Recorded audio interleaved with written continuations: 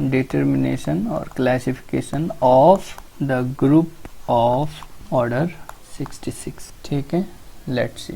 अब देखो जरा, ग्रुप का ऑर्डर क्या है भाई, 66 है। This is the 2 into 3 into 11, ये हमने देख ली। So G has 2 SSG, 3 SSG and of course 11 SSG, ये तो हमें पता ही है by the slow theorem.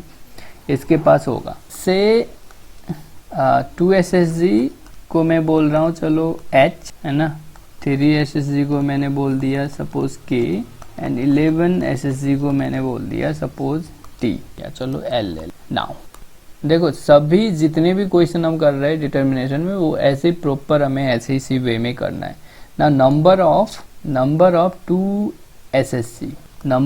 SSG in group G is equal to 1 plus 2K and of course 1 plus 2K should divide 3 into 11, यानी 33 को डिवाइड करेगा। तो अब देखो जरा, इसको डिवाइड करने वाले नंबर अगर मैं K 0 रख रहा हूँ, of course K equals to 0 1 2 and so on. K 0 रख रहा हूँ तो 1 आ रहा है, 1 डिवाइड करेगा। तो आप डायरेक्ट 2 3 4 ऐसे मत रख के देखो, सीधे देखो कि भाई यहाँ पे जो है 3 इंटू 11 को क्या क्या नंबर डिवाइड कर रहे हैं, तो और उसी का पॉसिबिलिटी यहाँ पे चेक करो। यानी 3 इंटू 11 को 1 डिवाइड करेगा, 3 करेगा, 11 करेगा और 33 करेगा। तो इस क्या पॉसिबिलिटी है इसकी कि इनमें से वो बने, यानी 1 3 11 और 33 में से क्या क्या हो सकता है यहाँ पे बन सकता है। 3 देखो K इक्वल्स टू 1 रखूंगा, 3 बनेगा, है पॉसिबल।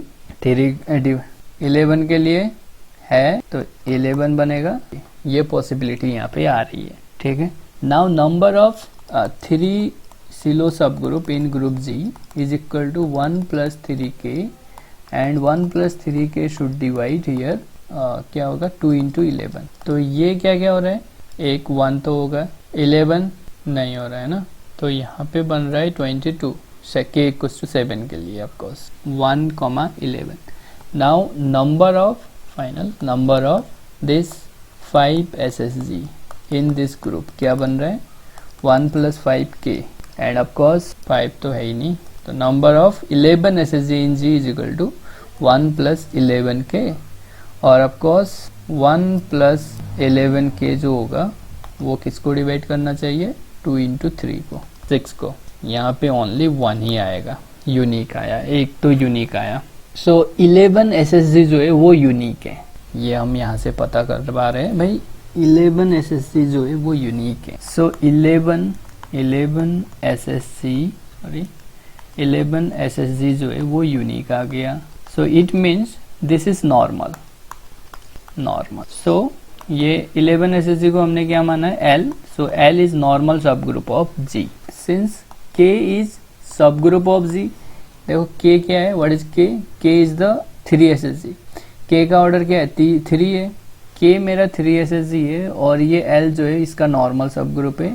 तो यहाँ पे जो KL होगा वो क्या होगा, सब ग्रुप ऑफ G होगा, है ना।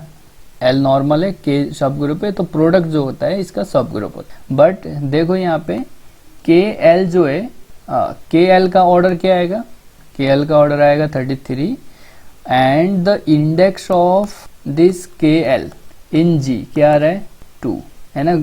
ग्रुप का ऑर्डर अपॉन KL का ऑर्डर 33, यानी ऑर्डर 66 अपॉन 33 2 आया।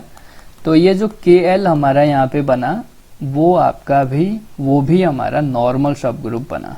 इंडेक्स ऑफ 2 है, it will be normal in G।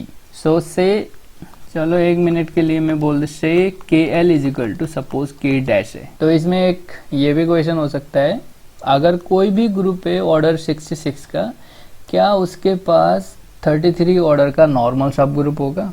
तो यार ये तो आप डायरेक्ट बोल सकते हो भाई, इंडेक्स हो रहा है तो ऑफकोर्स होगा।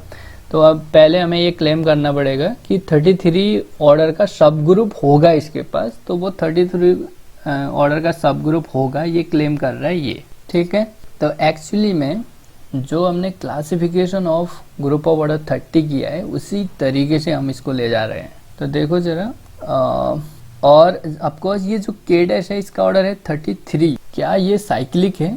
ग्रुप का ऑर्डर है 33, क्या ये साइक्लिक है ना। 33 है, 3 इंटू 11 यानी P does not divide Q minus 1 and Q does not divide P minus 1. So here this K dash is cyclic. So अगर ये cyclic है, so K dash is generated by single element. Suppose X K dash जो हो रहा है single element X से generate हो रहा है, और ऑफकोर्स ये नॉर्मल भी है G का. दो इन्फॉर्मेशन हमें मिली यहाँ पे. अब देखो ये तो मेरा G K डैश के लिए था, और K डैश बन रहा है मेरा K और L से. एक हमारा H भी है, वी हैव अ H, और H का ऑर्डर क्या है, वो 2 है, और वो भी साइक्लिक ही होगा. So let Y belongs to H and H is generated by Y, और H का ऑर्डर 2 ही है ना, क्योंकि गिवन है, मतलब हमने सिलो थ्योरम से देख चुके हैं इसका ऑर्डर 2 है. तो अगर इसका ऑर्डर 2 है एंड ऑफकोर्स ये मेरा नॉर्मल है, तो अगर K डैश नॉर्मल है, ध्यान से देखना, since K dash is normal in G, so K dash के जो एलिमेंट होंगे इस तरीके से होंगे. ठीक है, y inverse is equal to x to the power I for some I varies from 1 to 32, है ना, क्योंकि ये x किसका होगा, K डैश का होगा, और K डैश नॉर्मल होने की वजह से ऑलवेज उसके एलिमेंट इस फॉर्मेट में हम लिख सकते हैं. तो इसको चलो एक नंबर 1 डाल देते हैं. तो नंबर 1 से देखो, अगर ये है मेरा, तो अगर मैं y इनवर्स y से ऑपरेट कर देता हूँ फ्रॉम द राइट, तो ये क्या बन रहा है, ये बन रहा है yx is equal to x to the power I y. ठीक है, तो अगर ये है तो और मेरा ग्रुप एक नॉर्मल भी है, K डैश नॉर्मल भी है, तो अब हम यहाँ से आप इजीली देख सकते हो व्हाट इज G कैसा होगा. देखो K डैश क्या है, नॉर्मल है, और H क्या है, ऑर्डर 2 का है, तो जो G होगा H K डैश फॉर्मेट का होगा. चलो x y लिखना चाह रहा हूँ, तो पहले K डैश H कर रहा हूँ. K डैश H का होगा, क्योंकि देखो K डैश G का नॉर्मल सब ग्रुप है, H उसका सब ग्रुप है ना, H सब ग्रुप है, तो दोनों का प्रोडक्ट इसका K डैश नॉर्मल है G का, H है सब ग्रुप है G का, तो K डैश H होगा जो इसका सब ग्रुप होगा. लेकिन K डैश H का जो ऑर्डर है वो G के इक्वल आ जाएगा, ग्रुप के ऑर्डर के इक्वल आ जाएगा, बिकॉज K डैश का ऑर्डर है 33, H का ऑर्डर है 2, और उस थ्योरम से order of K dash H is equal to order of K dash order of H upon order of K dash intersection H. इसके थ्रू इसका ऑर्डर सेम आ जाएगा, तो ये K डैश H में G का जो ऑर्डर होगा K डैश H हो जाएगा. तो K डैश H में कैसे एलिमेंट है, K डैश के element x to the power r या x to the power s और y to the power t type. So ये जो s होगा ऑफकोर्स 0 to 32 एंड t जो है मेरा 0 to 1. g जो होगा हमारा ऐसा आया, ऐसा दिख रहा है. ठीक, and of course we have the relation this one. So x s y t y x is equal to x power y, x y is equal to x to the power y. And of course यहाँ पे जो i होगा, है ना, यहाँ पे i जो होगा ऑफकोर्स ये s के इक्वल होगा, s, और इसकी जो वैल्यू होगी हमारी 32 है, और जो t है मेरी उसकी वैल्यू ऑफकोर्स ये 1 ही है. तो एक हमारे पास g का स्ट्रक्चर बना लाइक दिस. अब हम देख पा रहे हैं यहाँ पे i पे डिपेंड करेगा पूरा स्ट्रक्चर g आपका क्या होगा.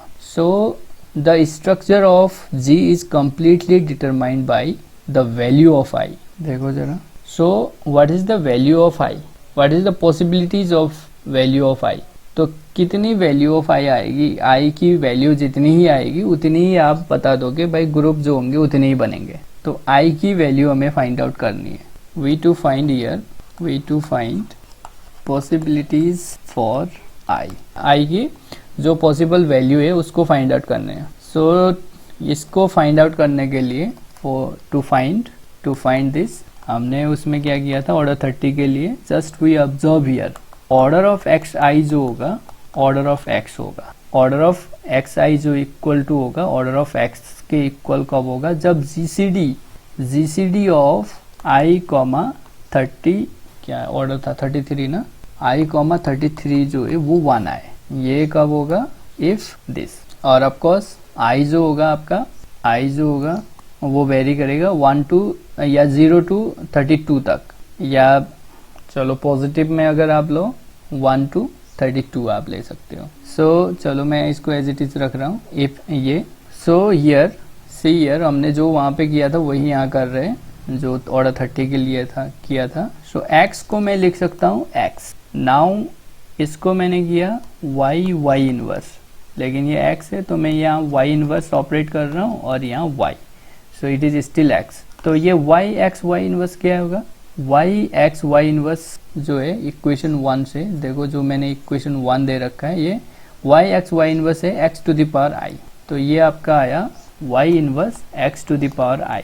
सिंस अब देखो since order of y is equal to 2, so y is the self inverse, so यहाँ से y inverse is equal to y, so इसको मैं लिख सकता हूँ y x to the power i y inverse. इसको अगेन मैं लिख सकता हूँ y inverse two the power i, और इसको मैं लिख सकता हूँ x to the power i। तो इन दोनों से मैं लिख सकता हूँ x to the power i square minus 1 is equal to identity. So it means by the AI equals to AJ criteria, so जो ऑर्डर होगा x का वो i स्क्वायर माइनस 1 को डिवाइड करेगा, ठीक है। It means 33 divide i square minus 1, ठीक है। So 33 can be written as 3 into 11, so take the large element which is 11, so 11 divide iota plus minus 1, clear. तो अगर ये डिवाइड कर रहा है, so there exist some integer k which satisfy this condition, k 11k is equal to i plus minus 1 for some k belongs to z।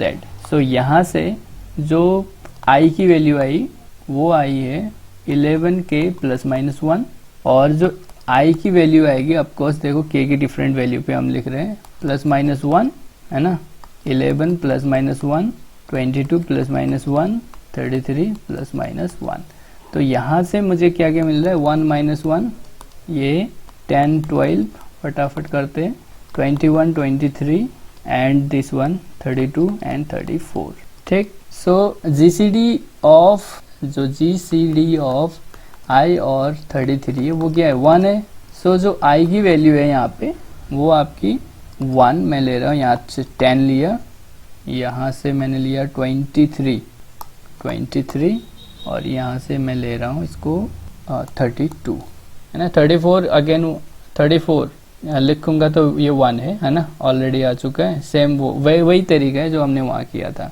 Therefore here there are 4 groups of order 66। Just observing वो लिख भी देते, देखो क्या क्या हो सकते हैं जस्ट ऑब्जर्विंग। एक तो Z66 बहुत हमने किया है, D33 ये हो सकता है, अब D और Z का combination D11 into Z3 and D3 into Z11, ठीक है। तो यही होंगे क्योंकि they all are non isomorphic to each other, therefore only 4 यहाँ से आ गई और यहाँ 4 आ गए हमारे, सो यही हमारे ग्रुप ऑफ 2 आइसोमॉर्फिक होंगे।